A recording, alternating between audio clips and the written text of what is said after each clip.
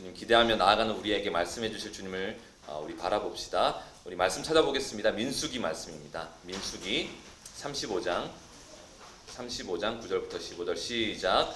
여호와께서 또 모세에게 말씀하여 이르시되 이스라엘 자손에게 말하여 그들에게 이르라. 너희가 요단강을 땅에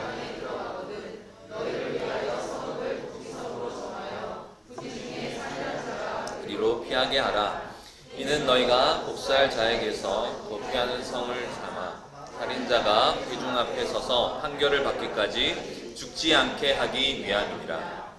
너희가 줄 성읍 중에 6을 도피성이 되게 하되 새 성읍은 요단 이쪽에 두고 새 성읍은 가나안 땅에 두어 도피성이 되게 하라. 이 6성읍은 이스라엘 자손과 타국인과 이스라엘 중에 거류하는 자의 도피성이 되리니 부지 중에 살인한 모든 자가 그리로 도피할 수 있으리라. 아멘. 우리가 피해야 할 그곳이라는 제목으로 함께 말씀 나누도록 하겠습니다. 우리가 피해야 할 그곳. 저는 지금 민수기 말씀을 묵상 중인데요. 하나님은 이스라엘 백성들이 이제 가나안으로 들어간 다음에 제비를 뽑아서 또 수요에 따라서 이렇게 지파별로 그 땅을 기업으로 이렇게 나눠 주게 됩니다. 그렇게 기업으로 이제 땅을 분배하게 되고요. 근데 이때 한 지파에게는 땅이 분배되지 않아요. 어떤 지파이죠? 레위 지파에게는 땅이 분배되지 않습니다. 말씀에 의하면 레위 지파의 기업은 땅이 아니고 하나님이십니다. 레위 지파의 기업은요 하나님이십니다. 말씀에 보면 신명기 10장 9절에 보면 이렇게 되어 있죠. 그러므로 레위는 그의 형제 중에 분깃이 없으며 기업이 없고 내 하나님 여호와께서 그에게 말씀하신 같이 여호와가 그의 기업이시니라. 아멘.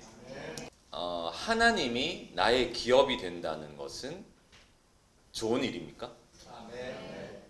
이 땅에 그 무엇이 없어도 이 땅이 없는 거예요. 이 땅의 것은 안 줘요. 맛있는 걸 못 먹을 수 있어요. 하나님이 나의 기업이 된다는 건 좋은 것입니까? 아주 멋진 일입니다. 아주 멋진 일이죠. D.L. 무디의 그 예화를 우리가 알지만 시카고 대화재 사건 때 D.L. 무디의 모든 사역지가 다 그 시카고 대화재 사건으로 인하여서 당시에 모든 대부분의 건물들이 목조 건물이었기 때문에 한 번에 그냥 불에 다 타버린 것이죠. 성서, 신학원, 뭐 학교들 그리고 수많은 기숙사들 다 불에 타고 난 다음에 D.L. 무디를 늘 바라보면서 싫어했던 한 기자가 이때가 기회다 이래가지고 D.L. 무디에게 찾아와가지고 막 조롱하면서 당신의 하나님께서 이번에는 도와주시지를 않았네요. 전능하신 하나님이 어디 계시죠? 하나님 살아계신가요? 왜 이런 일이 벌어진 거예요?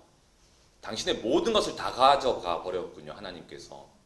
이렇게 막 조롱하면서 질문하는 그에게 D.L. 무디가 얘기하지 않습니까?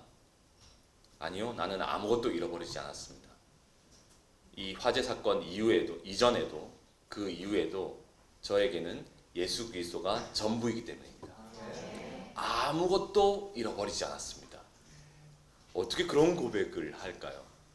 당시에 그 아침에 D.L. 무디는 잠옷바람이었대요. 진짜로 다 잃어버린 거죠. 잠옷바람이었대요. 막 연기들이 이곳저곳에 나고 아무것도 챙기지 못하고 그냥 그렇게 서 있는 D.L. 무디에게 그렇게 물었는데 그렇게 D.L. 무디가 대답을 했다는 것이죠. 아무것도 잃어버리지 않았습니다. 예수 그리스도께서 나의 전부이기 때문입니다. 사랑하는 여러분, 하나님이 나의 기업이 되어버린 자는 이 땅에서 아무것도 빼앗기지 않습니다. 수많은 사람들이 이 땅에 눈에 보이는 것을 얻고 싶어하고 많은 소유를 가지고 싶어하고 또 내 것을 막 이렇게 가지고 싶어 하죠. 내가 하나님의 소유가 되면, 하나님을 소유하면, 동시에 내가 하나님의 소유가 되면 그것은 우리 영혼의 진정한 만족이 됩니다. 참된 만족입니다. 그것이 진정한 만족입니다. 이 땅의 그 수많은 것들은, 눈에 보이는 것들은 우리의 만족이 되지 못합니다. 그렇게 되면 하나님이 기업이 되어버리면요, 그는 진정한 자유자가 되는 거예요. 이 땅에 살면서 진정한 자유자가 되고 하나님이면 충분한 자가 되어지고 그 어떤 것에도 매이지 않는 자가 됩니다. 다 뺏어가도 됩니다. 하나님이 나의 기업이시니. 할렐루야. 그런 놀라운 자가 되는 것이죠. 바로 상징적으로 여러 12지파 중에 한 지파가 그렇게 세워져 있었던 것입니다. 레위 지파입니다. 하나님으로 살아가는 사람들. 신약에 넘어오면은 복음으로 말미암아 왕 같은 제사장들. 할렐루야. 그런 하나님으로 살아가는 사람들이었던 것이죠. 아무튼 이 레위인들에게는 그들의 기업이 땅의 형태로 별도로 분배되지 않았기 때문에 여기 35장 2절에 있는 것처럼요. 다른 지파들이 레위인들에게 거주할 성읍들을 주게 했어요. 레위인들에게 성읍을 주게 했습니다. 그 성읍의 개수는 모두 몇 개였을까요? 진짜 대단하십니다. 48개였습니다. 48개. 그 성읍의 모든 개수는 48개였는데 그 중에 6개의 성읍이 도피성으로 허락이 되었어요. 6개가 도피성으로 허락되었습니다. 도피성이 어떤 곳이냐 하면 다 알겠지만 어떤 사람이 누군가를 죽일 의도가 전혀 없었어요. 전혀 죽일 의도가 없었는데 부지 중에 의도치 않게 사람을 죽이게 되었을 때 피하는 곳, 도망가서 피할 수 있는 그곳이 바로 도피성이었잖아요. 그런 일이 발생했을 때 즉시로 피할 수 있도록, 그러니까 최대 하루 안에 도착할 수 있도록, 그러니까 이스라엘 어떤 지역에서든 그런 일이 많이 벌어졌다. 그러면은 하루 안에는 도착할 수 있는 그곳에 도피성이 허락되어 있었어요. 그런데 도피성에 대한 규정이 다른 율법에 명시된 부분들과 다른 점이 있는데 어떤 것이냐면은 율법은 사실 행위에 초점이 있고 그 행동을 했냐 안 했느냐에 따라서 율법이 적용됩니다. 그죠? 행위에 따라서 율법이 적용돼요. 그런데 도피성은 겉으로 일어난 살인일지라도 그 의도에 초점을 두고 있어요. 그 살인을 했냐 안 했냐의 초점보다 그 살인을 왜 하게 되었냐, 그 살인이 의도적이었냐 의도하지 않았느냐에 초점을 두고 있습니다. 다른 율법과 좀 차이가 있어요. 이 부분이 반드시 죽일지니라 이렇게 얘기한 율법들이 있잖아요. 그죠? 반드시 이런 일을 행하면 반드시 예외 없이 죽일지니라 하는 그 죄의 내용들을 다 보면은 모두 행위에 초점이 있습니다. 행위에 초점이 있어요. 이때 그가 어떤 의도로 그걸 했는지는 하나도 중요하지 않아요. 행위를 했다고 하면 그냥 죽이는 것입니다. 율법이 그렇게 말하고 있는 것이죠. 예를 들면 우상 숭배를 하거나, 예외 없이 죽임을 당해야 합니다. 우상 숭배를 하거나, 그리고 안식일에 일을 하거나, 안식일을 지키지 않거나, 동성애를 하거나, 짐승과 교합하거나, 무당짓을 하거나, 부모님을 저주하거나, 혹은 부모님을 폭행하거나 예외 없이 죽일지니라 되어 있습니다. 그리고 아버지의 아내와 동침하거나 또 며느리와 동침하거나 여호와의 이름을 모독하거나 예외 없이 죽임을 당해야 합니다. 여호와의 이름을 모독하거나 이럴 때 율법은 그 의도를 묻지 않고 바로 죽일지니라 라고 얘기를 합니다. 행동적인 측면이죠. 말 잘못했다가 죽는 거예요. 하나님에 대하여서 모독하는 발언을 하면 죽임을 당해야 합니다. 율법은 그런 것이죠. 그 행위가 발견되는 즉시 죽여야 합니다. 물론 이런 죄들은 가만히 보면 여러분 실수를 해서 범해지는 죄가 아니에요. 이런 죄들은 실수 때문에 벌어지는 죄가 아니죠. 의도를 묻는 것 자체가 의미가 없는 죄들입니다. 행위 자체가 의도예요. 그죠? 행위 자체가 의도이고요. 특히나 이런 강력한 율법들은 반드시 죽일지니라 하는 이런 강력한 율법들은 광야에 있었던 이스라엘 백성들에게 모두가 알 수 있을 정도로 많이 공지가 되었을 것입니다. 이렇게 하면 안 돼, 이렇게 하면 반드시 죽임을 당할 거야 하는 율법의 모든 조항들이 이스라엘 백성들에게 끊임없이 이렇게 얘기가 되었겠죠.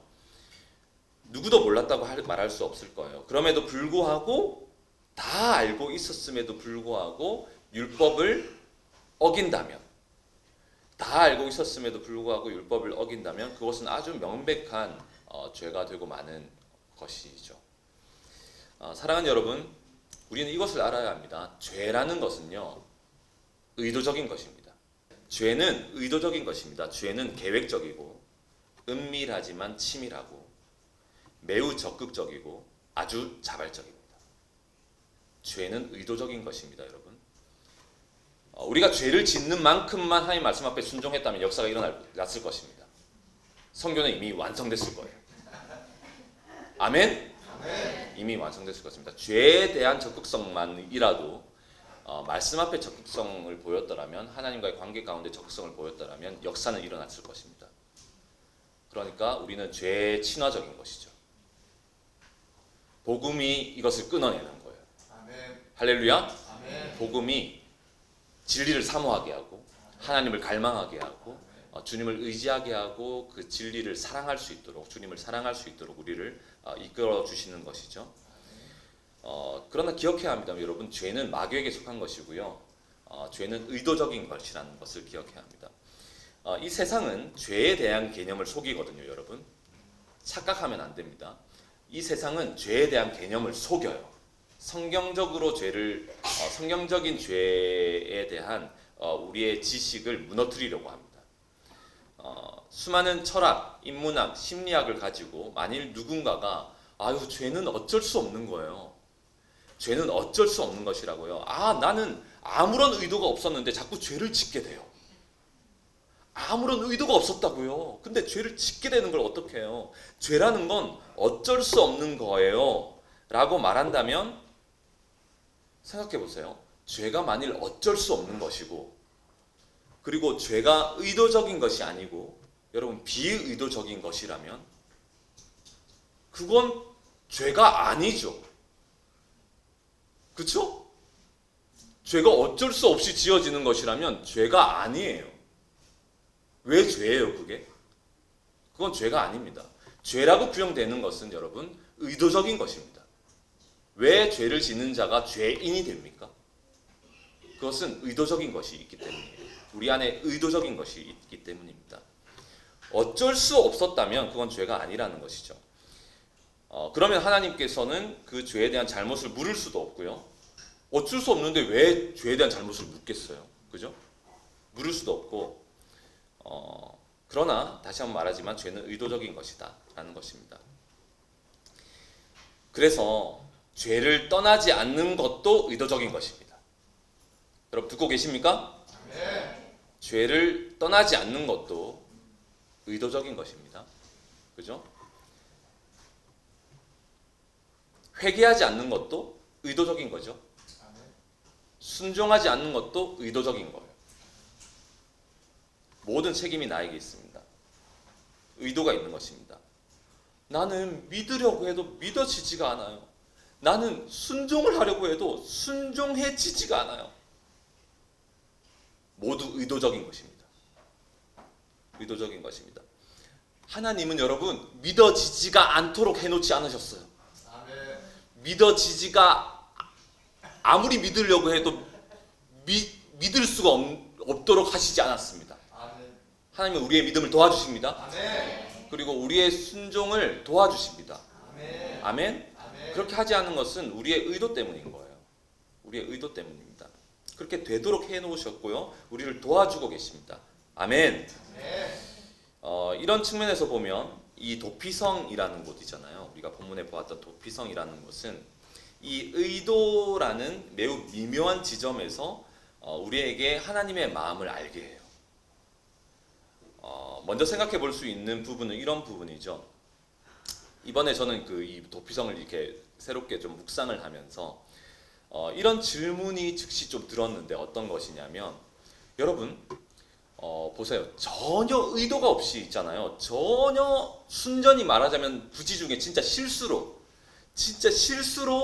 사람을 죽음에 이르게 하는 일이 흔한 일이었을까요? 자주 일어나는 일일까요? 얼마나 일어나기 힘든 일이겠습니까? 실수로 사람을 죽이는 일이 얼마나 일어나기가 힘든 일이겠어요, 여러분? 이런 의문이 좀 들었습니다. 여러분 정상적인 사람이라면요 웬만해선 죽지 않습니다. 옆에 사람 보세요. 진짜 안 죽게 생겼죠? 안 죽어요. 웬만해서는요 사람이 쉽사리 죽지 않습니다. 얼마나 명이 긴지 모릅니다. 안 죽습니다, 여러분. 안 죽어요. 웬만해서는 죽지 않습니다. 당시에 그런데 이스라엘 백성들이 광야에 있었는데 당시에 그러니까 무슨 교통사고가 있었던 것도 아니고 그러니까 어떤 위험한 기계가 있는 것도 아니고 글라인더나 뭐 전기톱이나 이런 게 있는 게 아니잖아요. 이런 게 있는 것도 아니고 무슨 고층 빌딩이 있어가지고 추락사 할 일도 없고 순전히 누군가의 실수 때문에 죽임을 당하게 된다? 실수 때문에 누구를 죽인다? 이런 일들이 있었을까요? 거의 이게 흔한 일이었을까요? 그런 생각이 들지 않으십니까? 그래서 제가 찾아봤는데 성경에는 그러니까 도대체 어떤 케이스이면 도피성이 필요하게 되는 건가? 어떤 케이스면 도피성이 필요하게 되는 건가? 이렇게 좀 찾아보니까 이 도피성에 대한 기록이 여기 민수기 35장에 기록되어 있고 신명기 19장에 기록되어 있고 또 여수아 20장에 이렇게 기록되어 있단 말이죠. 아주 중요하게 딱딱 도피성이 중요해요. 많이 기록되어 있고요.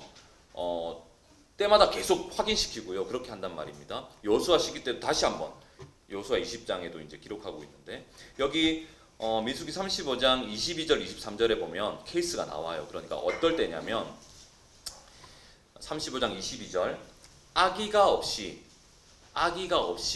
우연히 사람을 밀치거나 악의가 없이 사람을 밀치거나 민다고 해서 사람이 죽어요? 여러분 악의가 없이 민 적 있으시죠? 누군가를? 없어요? 있죠? 자기도 모르게 민 적 있잖아요. 그죠? 그렇게 한다고 해서 너 죽어라 이게 아니고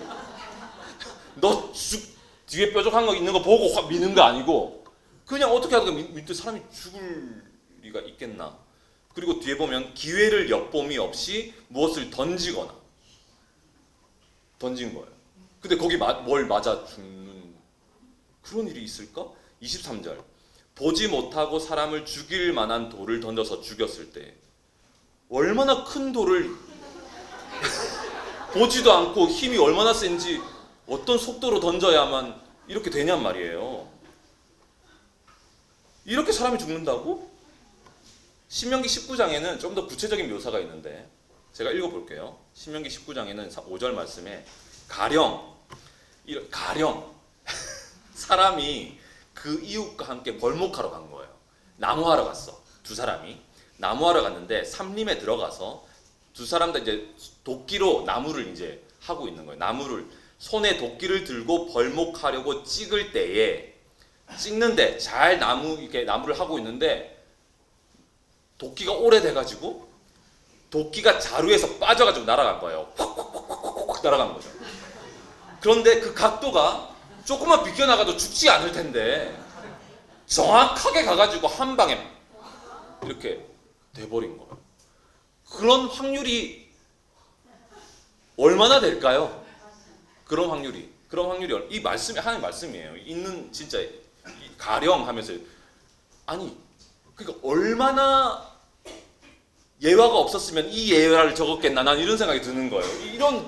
이런 희박한 확률을 얘기할 정도면 거의 일어나지 않는다라고 보이지 않으십니까? 제가 묵상 너무 과도하게 하나요? 도끼 점검을 잘하든지 그걸 어떻게 그렇게 정확하게 날리냐고요, 그 사람한테. 그렇게 죽는 일. 그러니까 이웃을 맞춰서 가지고 그를 죽게 함과 같은 것이라. 이런 사람은 그 성읍 중 하나로 도피하여 생명을 보존할 것이니라. 그 다음에 예화가 없어요. 이게 다예요. 그러니까 도피성으로 피할 수 있는 케이스를 설명한다는 것이 그냥 밀치거나 뭘 던져서 이렇게 맞거나 뭐 이렇게 돌을 던졌는데 맞고 도끼가 날아가가지고 이렇게 맞거나 이런 거 외에는 지금 없는 거죠. 그러니까 좀 이걸 보면서 그냥 그런 생각 들지 않습니까? 도피성이 필요한가? 이런 생각이 들지 않나요? 이렇게까지 성경 곳곳에 도피성이 기록되어 있을 만한 이유가 있나? 그런 케이스가 실제로 가능성이 있나? 이런 생각이 그냥 현실적으로 들더라는 겁니다. 제가 묵상을 하다가. 근데 곰곰이 생각해 보니까 진짜 기적이라는 생각이 들었어요. 우리가 여기까지 살아온 것이 있잖아요. 지금까지 살아남은 것이 가만히 생각해 보니까 진짜 기적이라는 생각이 들었어요.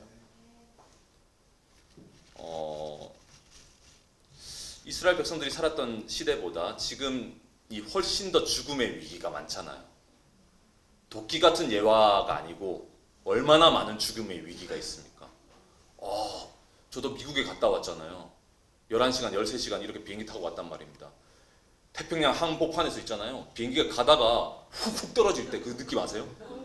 훅 가다가 레디 앤 젤트맨 하면서 이제 막 이렇게 기류가 어쩌고 저쩌고 하면서 듣고 있는데 갑자기 으아 이렇게 몇 번 그거 하면요. 주님 잘못했어요. 약간 이렇게 되면서 죄를 토설하게 되고 주님 앞에 정결하게 되는 그 주님 하면서 전적 헌신이 진짜 비행기 안에서 일어나게 되죠. 모든 걸 드리겠습니다. 한 번만 이렇게 막 하면서 이렇게 되는 그거 아시죠? 그러니까 사고가 벌어지려면 얼마나 많은 가능성이 있습니까? 그 당시보다. 그때 당시에는 위험이라고 해봤자 도끼 뭐 날아가서 뭐 이런 거 외에는 없단 말이죠. 근데 지금은 훨씬 더 많잖아요. 그죠? 주님의 은혜가 아니면 여러분 실제로 수많은 사건 사고로 우리는 지금까지 살아오지 못했을 거예요. 주님의 은혜입니다. 왜냐하면 우리가 지은 죄를 생각하면 우리가 죽어도 전혀 이상하지 않거든요. 아멘. 어쨌든 이 도피성은 그냥 이런 생각을 하다 보면 그런 일로 사람이 죽는다고? 실수로 사람을 그렇게 죽일 수 있다고? 이렇게 생각을 하다 보면 정말 도피성이 진짜 필요했을까? 이런 희박한 가능성이 거의 없는 어떤 상황이 벌어졌을 때 실수로 사람을 죽이게 되는 일들, 그런 곳을 위해서 필요한 곳이 도피성이었으니 도피성이란 곳은 정말 필요한 곳이었을까? 이런 묵상이 좀 되다가 더군다나 이 도피성이라는 것을 세우기 위해서 대가 지불이 어마어마했어요. 길이 직선거리로 빨리 갈 수 있도록 도로를 닫고 빨리 도주할 수 있도록 이제 마련이 돼야 했기 때문에 여러분 굉장히 대가 지불이 컸어요. 도피성을 세우는 일에. 이런 거의 있을까 말까 한 그런 일을 위해서 도피성이 그렇게 준비가 되었다는 거죠. 신명기 19장에 보면 그 땅 전체를 구역을 나누고 그곳에 쉽게 갈 수 있도록 길도 닦아야 했다는 장면이 나오죠. 왜 이런 도피성을 하나님은 준비한 것일까요? 그런 케이스가 얼마나 된다고? 도피성을 허락하신 하나님의 마음은 무엇일까요? 이런 생각들을 이제 기도하면서 제가 하다가 오늘 진짜 무릎을 탁 치게 됐는데, 이야, 여러분, 하나님은 이스라엘 백성들 중에 단 한 사람이라도 죄가 없는 자는 죽기를 원치 않으십니다. 아멘. 단 한 사람이라도. 아멘. 단 한 사람의 케이스라 할지라도 도피성은 필요한 거예요. 아멘. 누구도 애매한 상황에서 죽기를 원치 않으십니다. 한 영혼을 애매한 상황 가운데 있는 한 영혼을 변호해 주시고 그를 살리기 원하시는 이 하나님의 마음의 초점에서 보면, 이런 관점에서 보면 이 율법에서 아까 얘기했던 반드시 죽일지니라 라고 했던 이런 죄들은 얼마나 죽을 만한 죄였는지를 알 수 있어요. 왜? 하나님은 살리시기 원하시거든요. 기본적으로. 아멘. 하나님은 기본적으로 우리를 사랑하십니다. 아멘. 사랑하시니까 경고하시죠. 아멘. 사랑하시니까 율법을 주시죠. 아멘. 아멘. 아멘. 사랑하십니다. 우리를 사랑하십니다. 하나님을 절대 오해해서는 안 되는 것이죠. 하나님은 어떻게 해서든 우리를 죽이려고 하시는 분이 아니라 우리를 살리려고 하시는 주님이십니다. 아멘. 여러분 기억하십시오. 어떠한 상황을 만나든 하나님은 나를 주저앉히시려고 하는 의도가 없으십니다. 아멘. 고난을 만나거나 애매한 어려움을 만나거나 여러 가지 힘든 상황을 만날 때 여러분 궁극적으로 그것은 하나님께서 나에게 도움이 되시기 때문에 허락해 주신 일입니다. 아멘. 나를 주저앉히시려고 하시는 게 아닙니다. 아멘. 아멘? 아멘. 그 상황을 넘어서야 합니다. 아멘. 그 상황을 넘어설 수 있어야 합니다. 아멘. 말씀을 보면 우리 이사야 59장 한번 말씀 찾아볼까요? 이사야 59장 1, 2절 함께 읽습니다. 시작. 여호와의 손이 짧아 원하지 못하심도 아니요 귀가 둔하여 듣지 못하심도 아니라 오직 너희 죄악이 너희와 너희 하나님 사이를 갈라놓았고 너희 죄가 그의 얼굴을 가리어서 너희에게서 듣지 않으시게 합니다. 아멘. 우리가 하나님과 멀어지게 되는 이유는, 하나님과 사이가 갈라지는 이유는 하나님 때문이 아닙니다. 하나님은 손이 짧지 않으시고 귀가 둔하지 않으십니다. 아멘. 하나님은 우리를 언제든 구원해 주실 수 있고 우리의 기도를 들으십니다. 아멘. 하나님과 멀어지게 되는 이유는 오직 나의 죄악 때문입니다. 아멘. 나의 죄가 하나님의 얼굴을 가리게 되어서 듣지 않으시게 되는 거예요. 나의 죄 때문이에요. 죄는 비의도적인 것이 아니라고 했습니다. 죄는 의도적인 것입니다. 죄가 의도적이기 때문에 죄를 끊을 수 있어요, 없어요? 있어요. 있어요. 이것이 죄를 바라보는 우리의 관점이 되어야 합니다. 아멘. 죄는 어쩔 수 없어요로 가지 마세요. 아멘. 거짓말입니다. 아멘. 그 말이 의도적인 것입니다. 죄는 어쩔 수 없지 않습니다. 아멘. 죄는 끊어낼 수 있습니다. 아멘. 복음으로 말미암아 아멘. 여러분 나에게 책임이 있다는 사실을 기억하셔야 합니다. 하나님은 나를 도와주시려고 하시기 때문에 아멘. 특별히 이 도피성을 바라보면 도피성의 이 나타난 진리들을 우리가 살펴보면 우리는 알게 돼요. 하나님은 우리를 구원하기 원하시는 거예요. 아멘. 어떠한 애매한 상황 가운데서도 여러분 기억하십시오. 하나님은 나를 구출해내기 원하십니다. 아멘. 나를 이상한 상황 가운데서 죽지 않기를 원하십니다. 아멘. 건져내기 원하시고요. 아멘. 나를 도와주시려고 하시는 거예요. 아멘. 도피성은 총 몇 개였다고요? 6개였어요. 요단 서쪽에 3개, 요단 동편에 3개, 3개씩 있습니다. 요단 동쪽으로는 바산 골랏, 기랏 라몬, 베셀에 있었고요. 요단 서쪽으로는 게데스, 세겜, 그리고 어디에 있었다? 헤브론에 있었어요. 그런데 이 도피성을 묵상하면서 이런 질문도 들었어요. 그런데 아니 보세요. 실수로 사람을 죽이다니 하나님께서 그 실수를 막아주실 수는 없었을까? 도끼의 각도가 조금만 다른 곳으로 날아가게 해줄 수는 없었을까? 그죠? 밀쳤는데 뾰족한 것이 없었으면 되잖아요. 그럼 땅에 넘어졌을 텐데 그냥 괜찮았을 텐데 그런 일이 막아주시면 되지 않았을까라는 질문이 들었어요.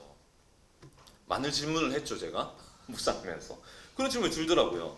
내 형제가, 내 친구가, 내 아들이 우리 부모님이 그런 일을 당했다면 그거 막아주실 수는 있지 않았을까? 그런 일이 실제로 벌어진다면 주님이 막아주실 수는 있지 않을까? 이런 질문이 당연히 들지 않을까요? 사랑하는 여러분, 우리 삶에는 여러분 우리 각자가 지금 다 각자의 인생을 살아가고 있지만 우리의 삶에는 있잖아요. 진짜 이해되지 않는 고통의 문제들이 너무나 많아요. 설명되기 어려운 있잖아요. 고통들이 있어요. 우리의 삶에는. 그 모든 것들은 쉽게 풀 수 있는 것들이 아니에요. 이해되지 않는 일들이 만나게 돼요. 왜 이런 일이 내 삶에 벌어졌는지 하나님께서 그걸 막아주실 수는 없었는지 우리의 삶에 왜 이해되지 않는 이런 고통의 문제가 생기는지 하나님께서 그걸 막아주실 수는 없었는지 이런 질문은 우리를 더 깊은 곳으로 데리고 갑니다. 우리를 더 깊은 곳으로 데리고 가는데 도피성이에요. 도피성은 결국 누구를 상징하는 것입니까? 예수 그리스도입니다. 도피성은 여러분 예수 그리스도예요. 아멘. 우리의 피난처, 우리가 피해야 할 그곳 예수 그리스도인 것입니다. 사랑하는 여러분, 내 삶에 일어나는 정말 이해되지 않는 이 고통의 문제들, 고난들, 일어나지 말았으면 하는 그런 상황들, 그런 상황을 가지고, 그런 문제들을 가지고 우리가 하나님 앞에 나아갈 때, 여러분 하나님은 가장 멋진 답을 준비해 놓고 계시다는 사실 알고 계십니까? 그 답은 십자가예요. 그 답은 십자가입니다. 여러분 하나님은 자신의 아들을 매달아 죽이신 십자가로 대답하십니다. 자신의 아들을 십자가에 매달아 죽이신 십자가로 대답하십니다. 여러분 그런 생각을 해본 적 있으십니까? 이 부지 중에 죽임을 당한, 실수로 죽임을 당한 자의 가족의 심정과 같이 여러분 혹시 그런 생각을 해본 적 있으십니까? 하나님과 그 하나님의 독생자인 그 아들이 피해자가 되었다는 생각 해본 적 있으십니까? 하나님이 만일 있잖아요. 만일 죄악된 인간들에게 자신의 선지자들과 자신의 아들을 십자가에 매달아 죽였다는 이유로 하나님께서 자신이 보낸 종들과 심지어 아들까지 십자가에 매달아 죽였다는 이유로 완전히 피해자 모두가 돼가지고 하나님께서 복수를 하기로 결정하셨다면 얼마나 무서운 일이 벌어질까요? 그죠? 근데 논리상 이 얘기가 맞아요, 틀려요? 논리상, 복음적으로 말고 논리적으로 맞아요, 틀려요? 맞죠? 하나님이 얼마나 희생했는데 논리적으로는 맞죠? 하나님께서 여러분 피해자 모드로 들어가시지 않은 것에 대해서 감사합시다. 그랬다면 살아남을 자가 없어요. 살아남을 자가 없습니다. 우리 모두 그 부분에 대해서 감사해야 합니다. 그래서 여러분 복음은 너무나 역설적이에요. 복음은 진짜 역설적입니다. 뭔가 있잖아요. 이렇게 반대가 되어 있어요. 역설적인 진리입니다. 십자가라는 것은 하나님은 아들을 내어주셨고 아들은 순종함으로 십자가로 나아가셨어요. 십자가는 여러분 공평하지 않습니다. 십자가는 공평하지 않아요. 하나님이 구원할 필요가 없는 나를 살리려고 자신의 아들을 주신 거예요. 아멘? 우리를 위해서 아들을 주셨다는 것은 공평하지 않아요. 그런 일이 벌어져서는 안 돼요. 그런데 복음이라는 것은 여러분 그 십자가가 우리의 구원의 방법이 되게 하셨다는 거예요. 그것이 우리의 기쁜 소식인 것입니다. 아멘?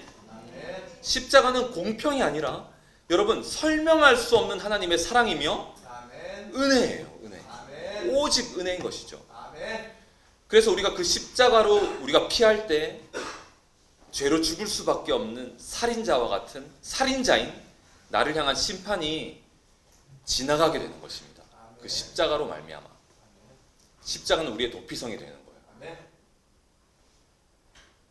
그러므로 누구든지 그리스도 안에 있으면 새로운 피조물이 되는 것입니다. 이전 것은 지나갔으니 보라 새 것이 되었도다. 심판이 지나가는 것입니다. 새 것이 되는 것이에요. 이 부분에 대해서 확증이라도 해주듯이 성경은 이 도피성에 피한 자가 있잖아요. 도피성에 들어갔어요. 피했어요. 이제 도피성에 들어가서 있는데 그 도피성에서 다시 나오게 되는 방법이 무엇인지 아십니까? 사실 도피성으로 피한 그 사람이 할 수 있는 건 아무것도 없어요. 나올 수가 없어요. 자신의 어떠함으로는. 어떻게 되어야 하냐면 대제사장이 죽어야 돼요. 대제사장이 죽으면 나올 수 있습니다. 자기 편에서 할 수 있는 게 없어요. 대제사장이 죽으면 그곳에서 나올 수 있죠. 민수기 35장 32절과 여호수아 20장 6절에 기록된 것처럼 말이죠. 대제사장이 죽으면 돌아갈 수 있어요.